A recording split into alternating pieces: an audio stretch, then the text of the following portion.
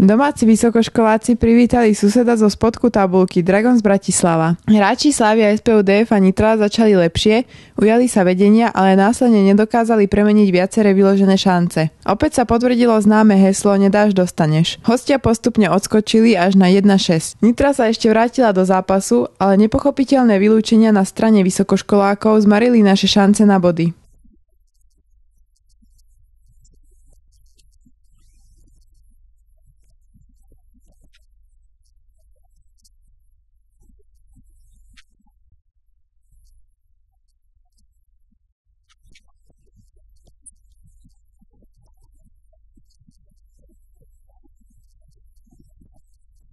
Tretia tretina bola poznačená nervozitou, ktorú spôsobili viacerými spornými vylúčeniami na strane Nitry rozhodcovia, ktorí boli mimochodom z rovnakého mesta ako súper.